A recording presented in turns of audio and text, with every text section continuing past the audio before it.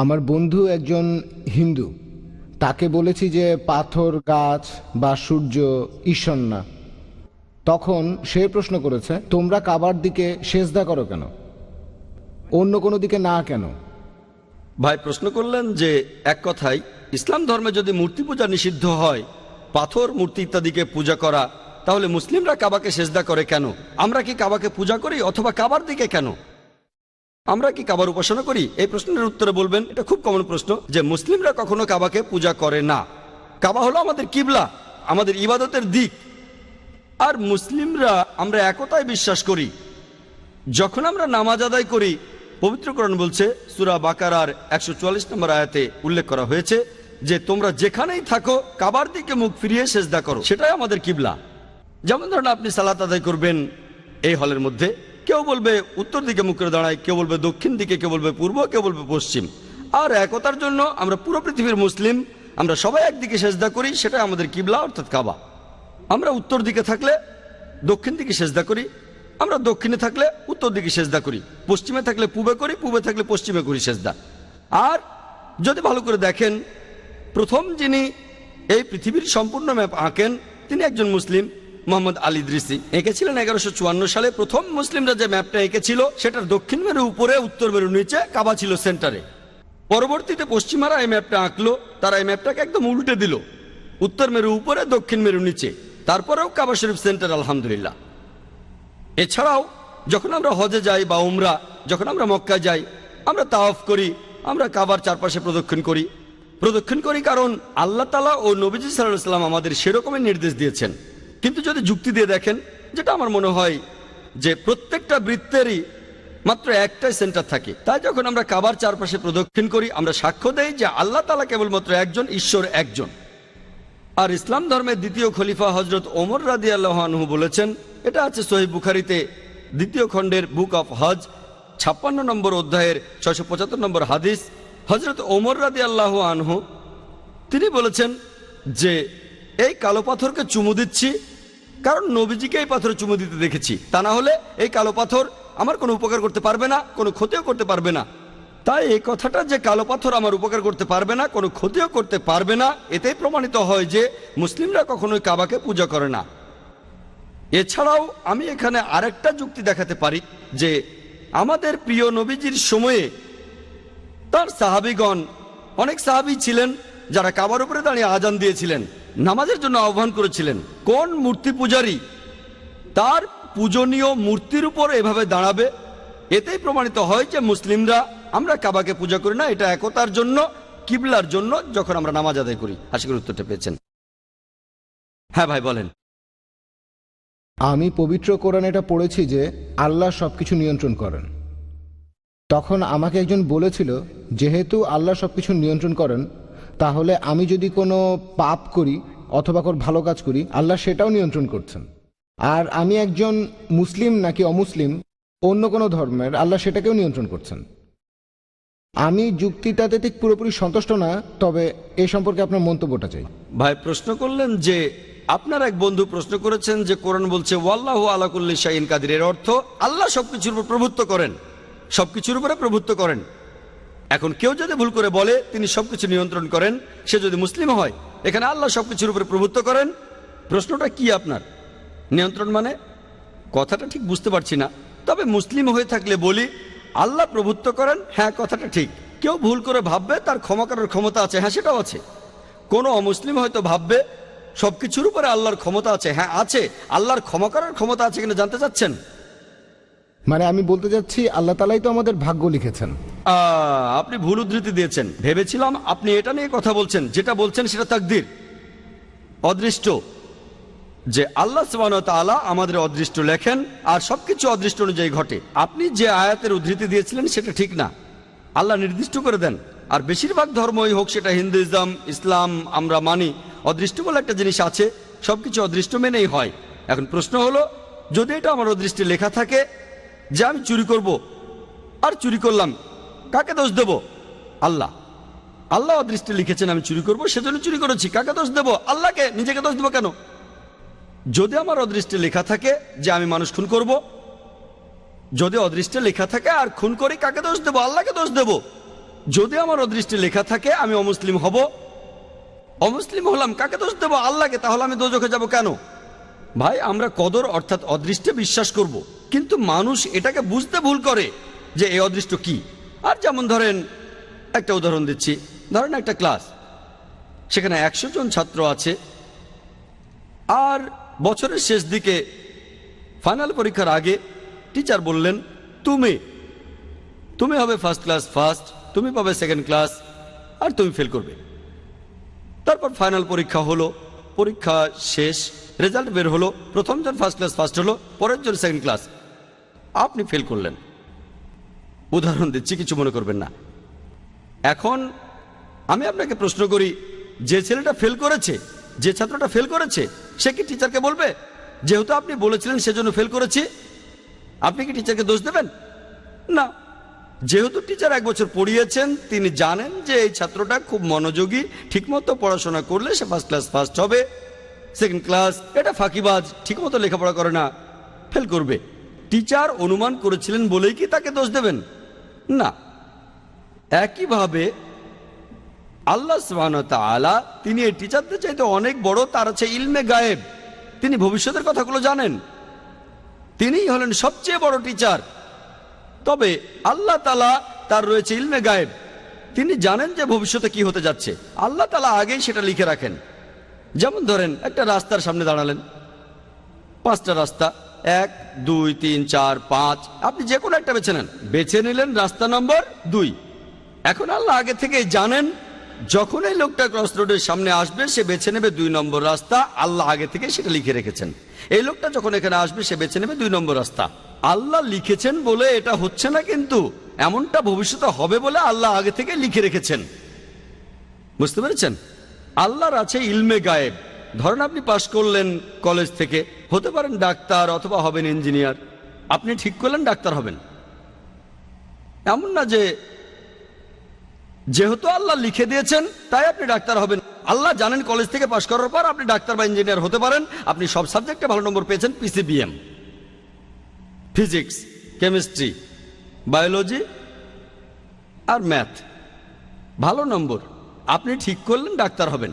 আল্লাহ জানেন আপনার চয়েস দুটো, আপনি ডাক্তার হবেন, তাই আল্লাহ লিখে রেখেছেন আপনি ডাক্তার হবেন। তারপর যখন আপনি উপার্জন করবেন, আপনি 1000 টাকা কামাতে পারেন সৎভাবে, অথবা আপনি টাকা চুরি করতে পারেন, আপনি তখন চুরি করলেন। আল্লাহ জানেন যখন এই লোক বড় হবে তখন সে টাকা কামাতে পারে সৎভাবে বা চুরি করে, সে তখন চুরি করবে। আপনি যে চুরি করবেন সেটা আল্লাহ জানেন। আপনার বয়স যখন 25 বছর হবে তখন আপনি চুরি করবেন, আল্লাহ আগে থেকে জানেন তাই লিখে রেখেছেন। আল্লাহ লিখেছেন বলে আপনি চুরি করছেন এমন না, যেহেতু আপনি চুরি করবেন তাই আল্লাহ লিখে রেখেছেন। বুঝতে পেরেছেন? তাহলে অদৃষ্ট হচ্ছে যেটা আল্লাহ তাআলা লিখে রেখেছেন। কিছু জিনিস ফিক্সড, কে কখন জন্মাবে ইত্যাদি, তবে বাকি জিনিসগুলো এমন না, আপনি ঠিক করবেন।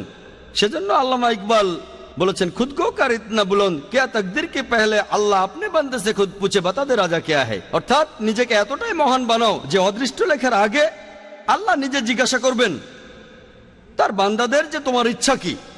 এটা একটা শায়েরি। তাই আমাদের কাজগুলোর দায় আমাদের, সব দায় আমাদের। কেউ যদি বলে আমি পাপ করেছি, কাকে দোষ দেবেন? তাকে দোষ দেবেন। আল্লাহ আমাদের সুযোগ দিয়েছেন, এই যে নির্দেশনা, এটা মানুন, মেনে চললে ভালো, না মানলে দায় আপনার।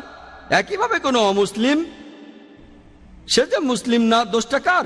আমাদের নবীজি মুহাম্মদ সাল্লাল্লাহু আলাইহি ওয়াসাল্লাম বলেছেন, প্রত্যেক শিশুই দ্বীনুল ফিতর নিয়ে জন্মায়। সবাই জন্মায় মুসলিম হয়ে। মুসলিম মানে যে আল্লাহর কাছে নিজের ইচ্ছাকে সমর্পণ করে। প্রত্যেক শিশুর জন্মের পর তার হার্টবিট আল্লাহর কথা বলে, তার শ্বাস প্রশ্বাস আল্লাহর কথা বলে, তার চিন্তা ভাবনাও আল্লাহর কথা বলে। পরবর্তীতে যেটা হয় তাকে প্রভাবিত করে তার গুরুজনেরা, তার বাবা মা। তখন সে মূর্তি পূজা শুরু করে, সে আগুনের পূজা শুরু করে, তারপর সে অমুসলিম হয়ে যায়। তাই যখন কোনো অমুসলিম ইসলাম গ্রহণ করে, সঠিক শব্দটা কনভার্ট না, এটা হচ্ছে রিভার্ট। প্রত্যেক মানুষ জন্মায় মুসলিম হয়ে, ভুল পথে যাওয়ার পরে সে ফিরে আসে, তাই সঠিক শব্দটা হলো রিভার্ট। তাহলে আপনারা অমুসলিম বন্ধুকে বলেন, এই যে এই নাও কোরআন, এটা মানো, তোমার সামনে তো মুসলিম হওয়ার সুযোগ আছে, তাকে বোঝান। কোরআন পড়েন, মেনে চলেন। যদি বুঝতে অসুবিধা হয় আমাকে জিজ্ঞেস করেন, আমাকে জিজ্ঞেস করতে না পারলে IRF এ এসে জিজ্ঞেস করেন। তারা সাহায্য করবে। এই কোরআনটা নেন। আপনি এমন কথা কোনো অমুসলিমকে বলতে পারবেন না যে মুসলিম হতে পারবে না, ঠিক? সে তখন আপনাকে বলতে পারে আপনি বাইবেল পড়েন আর বেদ পড়েন, আপনি খ্রিস্টান বা হিন্দু হয়ে যাবেন। আমার ভিডিও ক্যাসেট দেখে তর্ক করতে পারেন। দুই দিকে, এটা two way traffic, one way না। আমরাও তাদের একই কথা বলবো। এই যে বাইবেল এটা পড়ে না, তারপর দেখেন আমি আপনাদের চাইতে বেশি খ্রিস্টান, ঠিক না ভুল? তাহলে two way traffic, one way না। এখানে সবার জন্য সমান সুযোগ। ওয়ান ওয়ে ট্রাফিক ঠিক না। আমরা সবাইকে সমান সুযোগ দেব। আল্লাহ আমাদের ব্রেন দিয়েছেন, আমাদের বুদ্ধি দিয়েছেন। আমরা মানুষরা যে অনেক উন্নত, কারণটা এই না যে আমরা অনেক হ্যান্ডসাম। আমাদের ব্রেনটা ব্যবহার করতে হবে সত্যের পথে আসার জন্য। আপনারা অমুসলিম বন্ধুকে বলেন হ্যাঁ আল্লাহ আমাদের সবাইকেই সুযোগ দিয়েছেন, আমরা বেছে নিতে পারবো। তবে আল্লাহ আগে থেকেই যে এই লোক কোরআন পড়ার পরে মুসলিম হবে কিনা, প্রথম জন দ্বিতীয় জন, এখন আল্লাহ জানেন প্রথম জন মুসলিম হবে, দ্বিতীয় জন হবে না। আমি বা আপনি জানি না, আমি শুধু উদাহরণ দিলাম। আমি আসলে জানি না প্রথম লোকটা মুসলিম হবে নাকি দ্বিতীয় লোকটা, দুজনে হবে নাকি কেউ হবে না। আমি শুধু উদাহরণ দিলাম, যদি মুসলিম হয় সেটা তার তকদিরে হবে। সে কোরআন পেয়েছে, তারপর পড়েছে, হয় সেটা মেনেছে নয়তো মানেনি। কোরআন বলছে যে কিয়ামতের দিন যারা এই সত্য ধর্মকে ত্যাগ করেছে তাদের কেউ কথা বলবে না ও আল্লাহ আপনি অবিচার করছেন। তারা শুধু বলবে আমাদের মাফ করুন। আল্লাহ বলবেন দেরি হয়ে গেছে, দেরি করেছো। আল্লাহ তাআলা বলেছেন যেসব লোকজনকে দোজখে পাঠানো হবে তারা কেউ বলবে না যে আল্লাহ তাআলা অবিচার করছেন, সবকিছু একেবারে তাদের সামনেই থাকবে। এখন আমরা ভিডিওতে আগের জিনিস দেখতে পারি, আল্লাহ কিভাবে করবেন সেটা জানি না। আল্লাহ বলেছেন তোমাদের শরীর তোমাদের বিরুদ্ধে সাক্ষ্য দেবে, তোমাদের চোখ তোমাদের বিরুদ্ধে সাক্ষ্য দেবে, তাই সেখানে অন্য কারো প্রয়োজন নেই। আপনি নিজেই বুঝতে পারবেন আপনার ভুলগুলো কি কি ছিল। যখন আল্লাহর কাছে বলবেন আমাকে মাফ করেন, আল্লাহ বলবেন দেরি হয়ে গেছে।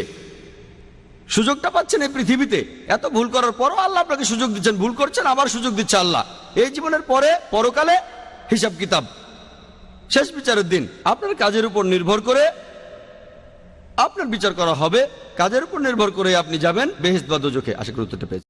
আপনার লেকচার শোনার পরে জানতে পারলাম যে মুসলিমদের জন্য দাওয়া খুব গুরুত্বপূর্ণ। তবে মুসলিম মহিলারা তারা ঘরের দেখাশোনা করে, ভদ্রতা বজায় রাখে।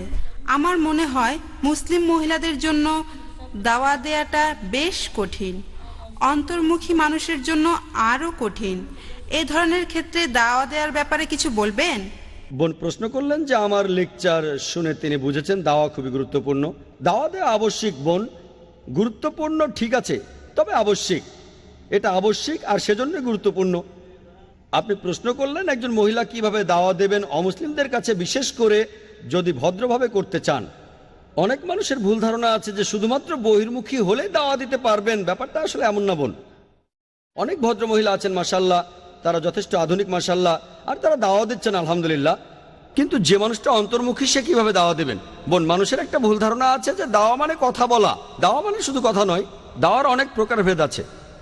একজন লোকের সাথে কথা বলতে পারেন, বাসায় অনেকজনের সঙ্গে কথা বলতে পারেন, চিঠি লিখতে পারেন, ইমেল পাঠাতে পারেন। তবে এখানে দাওয়ার ব্যাপারে যদি বলতে হয়, ব্যক্তিগত লেভেলে যা হয়, পুরুষের সাথে পুরুষ বা মহিলাদের সাথে মহিলা এভাবে আলোচনা হয়। সাধারণত মহিলারা নামেহরামদের সঙ্গে কথা বলেন না।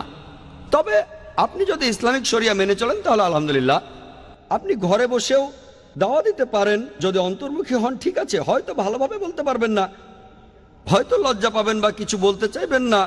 আমি আমার চাইতে খারাপ অবস্থায় কোনো দায়ীকে পাইনি। আমি একজন তোতলা বোন, কারোর সাথে কথা বলতে গেলে আমি তোতলাই। কেউ আমার নাম জিজ্ঞেস করলে বলতাম যা যা যা জাকির। একসময় আমি এভাবেই কথা বলতাম। আলহামদুলিল্লাহ আল্লাহ আমার পথ খুলে দিয়েছেন। তারপর মেডিকেল থেকে পাশ করলাম 12 বছর আগে। তারপর আমি এই দাওয়ার ক্ষেত্রে আসলাম মাশাআল্লাহ। আমি আগের প্রশ্নের উত্তরেও যে কথাটা বলেছিলাম, যদি আল্লাহ সুবহানাহু ওয়া তাআলার পথে কেউ জিহাদ করেন তার পথ আল্লাহ খুলে দেবেন, আপনি যেই হন। বেশিরভাগ মানুষ 99%-এরও বেশি যারা দাওয়া দিতে আসেন, আমি শুরুতে তাদের অনেক পিছনে ছিলাম। আমি এটা করতে পেরেছি আল্লাহর সাহায্যের কারণে। আল্লাহ সাহায্য করলে কেউ তাকে হারাতে পারে না, সাহায্য না করলে কেউ তাকে বাঁচাতে পারে না। সেজন্য মুমিনগণ আল্লাহ তাআলার উপরে নির্ভর করুক। এটা সূরা ইমরানের 160 নম্বর আয়াতে উল্লেখ করা হয়েছে। তাহলে বোন শুরু করেন। যদিও ভেবে থাকেন কথা বলতে পারবেন না, কথা বলতে চাইবেন না, আপনি অন্তর্মুখী, তারপরে শুরু করেন আর ইনশাআল্লাহ আল্লাহ সাহায্য করবেন। আর মহিলা হয়ে ভদ্রতার সাথে দাওয়া দিতে পারবেন না এমনটা নয়। অনেকের ভুল ধারণা আছে যে ভদ্র মানে ঘরে বসে থাকা। ভদ্র মানে ভদ্র, ঘরে বা বাইরে ইসলামিক শরিয়া মেনে চলেন, দৃষ্টি নিচু করেন। সত্যি বলতে নম্র একজন মহিলা অন্য একজন রুক্ষ মহিলার চাইতে ভালো দাওয়া দিতে পারবেন। এই মহিলা যখন বাইরে বের হন ইসলামিক নিয়মে সেটাও এক ধরনের দাওয়া। আর যখন ধর্ম প্রচার করেন, কথা বলেন, ইনডাইরেক্ট দাওয়া। আমার মনে পড়ে গেল যে আজ সকালে আমাদের ফাউন্ডেশনের জন্য কিছু মহিলা ট্রেনারের ইন্টারভিউ নিচ্ছিলাম। বোম্বে শহরের অনেক মহিলা এসেছিলেন, তারা আসার পর ইন্টারভিউ নিলাম, তাদের সাথে কথা বললাম, আমার বোন আর আমি। আর এইসব মহিলা তারা আমাদের প্রশ্ন করলো যে আচ্ছা আমরা ট্রেনিং দিতে আসলে শাড়ি পরে আসতে পারবো অথবা সালোয়ার কামিজ কি পরে আসা চলবে? তারাই প্রশ্ন করছে, আমরা তাদের কিছুই বলিনি, তারা মহিলা, ট্রেনিংও দেবেন মহিলাদের। এটাও হলো দাওয়া। আমাদের কথা, আমার বোন যেভাবে হিজাব পরেছে তারাই তখন বললো সালোয়ার কামিজ কি পরা যাবে নাকি অন্য কিছু পরবো। আমরা কোনো নিয়ম বানাইনি, তারা তো ট্রেনার, সবাই প্রফেশনাল, আমরা মাইন্ড করবো না, তারা মহিলা। সালোয়ার কামিজ বা অন্য যা কিছুই পরুক, তারা যে পোশাকই পরুক তাতে কোনো সমস্যা নেই। কিন্তু সেখানে আমার বোন যে পোশাক পরেছে সেটা তো সবাই দেখছে। অমুসলিম প্রফেশনাল, বিদেশ থেকে ট্রেনিং পাওয়া মানুষকে কথা বলার উপর ট্রেনিং দেয়, তারা প্রশ্ন করেছে কেন? কারণ তারা আমার বোনকে দেখেছে। ইসলাম সম্পর্কে আমরা কিছুই বলিনি, সেখানে শুধু কাজের কথা বলেছি। আর সেখানে আমাদের উপস্থাপনাটাই ছিল দাওয়া। আলহামদুলিল্লাহ, তাদের এমন কোনো শর্ত দেয়নি যে ট্রেনিং দিতে গেলে হিজাব পরে আসতে হবে, এটা আবশ্যিক না। তারা অমুসলিম ছিলেন, তাই আলহামদুলিল্লাহ। তাই বোন, ব্যাপারটা এমন না যে ভদ্র হলে দাওয়া দিতে পারবেন না। সত্যি বলতে ভদ্র হলে ভালো দাওয়া দিতে পারবেন, আপনি ভালো অবস্থানে থাকবেন। আর কিছু কিছু পরিস্থিতিতে বলতে পারেন আমি মহিলা, সাধারণত ঘরেই থাকি, বাইরে খুব বেশি আলোচনা করতে চাই না, কথা বলতে পারেন টেলিফোনে, ইন্টারনেটে যোগাযোগ করতে পারেন, মহিলাদের সাথে আলোচনা করাই ভালো, এভাবে দাওয়া দিতে পারেন। তাদের বই পাঠাতে পারেন, ভিডিও ক্যাসেট দিতে পারেন, অডিও টেপ দিতে পারেন ইত্যাদি। আপনি আপনার মুসলিম বন্ধুদের জানাতে পারেন, সবাইকে জানাতে পারেন। পরিচিত অমুসলিম না থাকলে আপনি মুসলিম বন্ধুকে বলেন তার কোনো অমুসলিম বন্ধু আছে কি যে ইসলাম সম্পর্কে জানতে চায়, সমস্যা নেই। যে জাকির ভাই একজন অমুসলিম বন্ধুও নেই, আচ্ছা আপনার মুসলিম বন্ধুদের বলেন তাদের অমুসলিম বন্ধু আছে কিনা, প্রশ্ন আছে কিনা। সহজ, আল্লাহ আপনার পথ খুলে দেবেন। আর আপনি শুরু করলে ইনশাআল্লাহ আল্লাহ সাহায্য করবেন। তবে আপনাকে শুরু করতে হবে, আর দেরি করবেন না, এখনই শুরু। আশা করি উত্তরটা পেয়েছেন। কোনো ভাই কি প্রশ্ন করবেন? হ্যাঁ ভাই। আসসালামু আলাইকুম। ওয়ালাইকুম আসসালাম রহমতুল্লাহ বারাকাতুহু। কোরআনে অ্যানথ্রোপোমরফিজমের অভিযোগটা আমরা কিভাবে খণ্ডন করব? যেমন ধরেন আল্লাহর হাত, আল্লাহর ডান হাত, অথবা আল্লাহর চোখে। এছাড়াও বলা আছে যে কেয়ামতের দিনে আমরা সবাই আল্লাহকে দেখব। এই অভিযোগটা কিভাবে খণ্ডন করব? তারা বলে যে কোরআন আল্লাহ তাআলাকে একটা আকার দিচ্ছে। ভাই প্রশ্ন করলেন যে অ্যানথ্রোপোমরফিজমের যে ফিলোসফি, যেটা ইসলাম বিশ্বাস করে না, কিন্তু ইসলামে কেন বলছে যে আল্লাহর হাত আছে আর কিয়ামতের দিন আল্লাহকে দেখতে পাবো?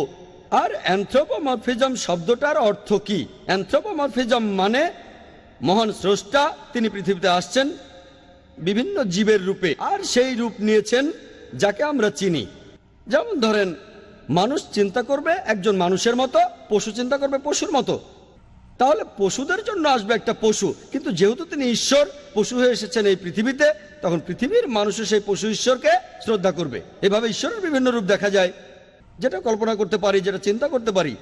সেজন্যই বললাম ইসলাম বিশ্বাস করে না অ্যানথ্রোপোমরফিজমে। এখন এই ফিলোসফিটার ভিত্তি হলো এই যে আমাদের সৃষ্টিকর্তা এত মহান, এত পবিত্র, এত ধার্মিক যে তিনি মানুষের অসুবিধাগুলো বুঝতে পারেন না। অ্যানথ্রোপোমরফিজম এটা হলো মানুষের ক্ষেত্রে। তাই মানুষ এমন বলে যে তিনি খুব পবিত্র, খুব বিশুদ্ধ। তিনি জানেন না যে মানুষের কেমন লাগে যখন ব্যথা পায়, যখন সমস্যায় পড়ে, যখন সে বিপদে পড়ে। তাই আমাদের স্রষ্টা একজন মানুষ হয়ে জানতে চান মানুষের জন্য কোনটা ভালো আর কোনটা খারাপ। শুনে মনে হতে পারে খুব সুন্দর যুক্তি, সৃষ্টিকর্তা কত পবিত্র, কত বিশুদ্ধ, কত ধার্মিক। তিনি তো মানুষের সীমাবদ্ধতা জানেন না, তাই তিনি মানুষের জন্ম নিয়ে সেটা বোঝার চেষ্টা করেন, তারপর বলেন মানুষের জন্য কোনটা ভালো আর কোনটা খারাপ। ধরেন আমি বানালাম একটা ভিসিআর, ভিডিও ক্যাসেট রেকর্ডার। এখন ভিসিআর এর জন্য কোনটা ভালো আর কোনটা খারাপ সেটা জানার জন্য আমাকে কি ভিসিআর হতে হবে? না। এখন যেহেতু আমি প্রস্তুতকারী, আমিই বানিয়েছি এটা, এর জন্য কোনটা ভালো আর কোনটা খারাপ সেটা জানতে আমাকে ভিসিআর হতে হবে না। আমি যেটা করব, তৈরি করব একটা ইনস্ট্রাকশন ম্যানুয়াল। ইনস্ট্রাকশন ম্যানুয়াল মানুষ জাতির জন্য, সেটা এই পবিত্র কোরআন। এখন ভিসিআর এর জন্য একটা ইনস্ট্রাকশন ম্যানুয়াল লিখবো যে যদি ভিডিও ক্যাসেট চালাতে চান ক্যাসেটটা ভেতরে ঢোকান, তারপর প্লে বাটনে চাপ দেন। যদি বন্ধ করতে চান স্টপ বাটনে চাপ দেন। ফাস্ট ফরওয়ার্ড করতে চান এফএ বাটনে চাপ দেন। উপর থেকে ফেলবেন না, তাহলে নষ্ট হয়ে যাবে। পানিতে ডুবাবেন না, নষ্ট হয়ে যাবে। আমি একটা ইনস্ট্রাকশন ম্যানুয়াল লিখবো। একইভাবে মানুষ জাতির জন্য আল্লাহ সুবহানাহু ওয়া তাআলা হলেন স্রষ্টা, আর মানুষের জন্য সেরা ইনস্ট্রাকশন ম্যানুয়াল, যেটা আগেও বলেছি, হলো এই পবিত্র কোরআন। মানুষের প্রতি নির্দেশগুলো এই বইতে আছে। এখন কারো কারো মনে হতে পারে, আর আপনিও ঠিক বলেছেন, যে কিছু লোক ভুল বুঝে কথা বলতে পারে যে আল্লাহ তাআলার হাত আছে, আল্লাহর আকৃতি আছে। কথাটা কোরআনের বিরুদ্ধে যায় কিনা? এই উত্তরটা আছে সূরা সূরাতে। এখানে 11 নম্বর আয়াতে উল্লেখ করা হয়েছে যে লাইসা কামিসলি শাই, কোনো কিছু তার সাদৃশ্য নয়। আল্লাহর মতো আর কিছুই নেই। তিনি শোনেন আর দেখেন, কিন্তু সেটা আমাদের মতো দেখাশোনা নয়। আল্লাহ পবিত্র কোরআনে বলেছেন ওয়া লাম ইয়াকুল্লাহু কুফুয়ান আহাদ, সূরা ইখলাসের 4 নম্বর আয়াতে উল্লেখ করা হয়েছে তার সমতুল্য কেউ নেই। সূরা সূরার 11 নম্বর আয়াতেও একই রকম কথা আছে, কোনো কিছুই আল্লাহ সুবহানাহু ওয়া তাআলার সাদৃশ্য নয়। আল্লাহ যখন হাতের কথা বলছেন, তিনি এখানে মানুষের হাতের কথা বলছেন না। যেমন আঙ্গুল আছে আল্লাহর হাত, ব্যাস, কিভাবে আল্লাহ মালুম। আল্লাহ তাআলা এইভাবে তার কিছু বৈশিষ্ট্যের কথা বলেছেন, কোরআনে আছে আর সহিহ হাদিসে আছে, আমরাও মানি। এটা বাদে আল্লাহ মালুম। তার হাত আছে, কিভাবে আল্লাহ মালুম। তিনি শোনেন, হ্যাঁ শোনেন, কিভাবে আল্লাহ মালুম। তিনি কি আমাদের মতো সাউন্ড ওয়েভ থেকে কথা শোনেন? সেটা আলাদা, কেমন আমরা জানি না। আমাদের সাউন্ড ওয়েভ লাগে, কানের প্রয়োজন হয়, অঙ্গ প্রত্যঙ্গ সবকিছু। আল্লাহ সুবহানাহু ওয়া তাআলা শোনেন, তবে আমাদের মতো করে না। তাই এই ব্যাপারটা অ্যানথ্রোপোমরফিজমের আওতায় পড়ে না। অন্যান্য ধর্মে দেখবেন অ্যানথ্রোপোমরফিজম বলতে মানুষ ঈশ্বরকে বোঝায়। স্রষ্টা যখন মানুষ হয়ে জন্মান, অন্যান্য ধর্মগুলোতে আছে, হোক সেটা হিন্দুইজম বা খ্রিস্টান ধর্ম, তাকে খাবার খেতে হয়, তাকে তখন ঘুমাতে হয়। পবিত্র কোরআনে সূরা আনামের 14 নম্বর আয়াতে উল্লেখ করা হয়েছে তিনি খাদ্য দান করেন, তাকে কেউ খাদ্য দান করে না। অন্যান্য ধর্মের যে ঈশ্বরগুলো আছে দেখবেন তারা ঘুমায়। পবিত্র কোরআনে সূরা বাকারার 255 নম্বর আয়াতে বলা হয়েছে আয়াতুল কুরসি, আল্লাহু লা ইলাহা ইল্লাহু হুয়াল হাইয়ুল কাইয়ুম লা তাখুযুহু সিনাতুন ওয়া লা নাওম লাহু মা ফিস সামাওয়াতি ওয়া মা ফিল আরদ, যে তিনি চিরস্থায়ী, তিনি অবিনশ্বর, তার বিশ্রামের প্রয়োজন হয় না, তিনি কখনো ঘুমান না, তন্দ্রা তাকে স্পর্শ করে না। তাহলে দেখতেই পাচ্ছেন এই স্রষ্টাতে অনেক পার্থক্য, নাম এক হলেও পার্থক্য অনেক। তাই যেহেতু আল্লাহ বলেছেন তার হাত আছে, অবশ্যই কিভাবে আল্লাহ মালুম। অ্যানথ্রোপোমরফিজম বলছে না যে আল্লাহকে দেখা যাবে না। আমি যেটা বলতে পারি যে এখানে এই মানুষের রূপে আমরা আল্লাহকে দেখতে পাবো না, তবে পরকাল বা আখিরাতে পরবর্তী জীবনে অবশ্যই আল্লাহকে দেখতে পাবো। সেজন্য একটা হাদিসে বলা হয়েছে যে রোজ কিয়ামতের দিনে বিচারের পরে যদি যাই, ইনশাআল্লাহ দোয়া করে আপনি যেন বেহেশতে যান। আপনি জান্নাতে গেলে আল্লাহ তাআলা আপনাকে অন্যভাবে বিচার করতে চাইবেন। তিনি আমাদের মতো হবেন না। আমাদের যেমন আছে ঠোঁট, নাক, চোখ, একইভাবে বললাম হাতের কথা, হ্যাঁ আল্লাহর হাত আছে, কিভাবে আল্লাহ মালুম। তাই ইসলামের স্রষ্টার ধারণাটা অন্যান্য ধর্মের স্রষ্টার মতো নয়, এর মধ্যে অনেক পার্থক্য আছে। আল্লাহ আমাদের স্রষ্টা, তিনি সম্পূর্ণভাবে আলাদা বৈশিষ্ট্যের। আশা করি উত্তরটা পেয়েছেন। ওয়া আখির দাওয়ানা আলহামদুলিল্লাহি রাব্বিল আলামিন।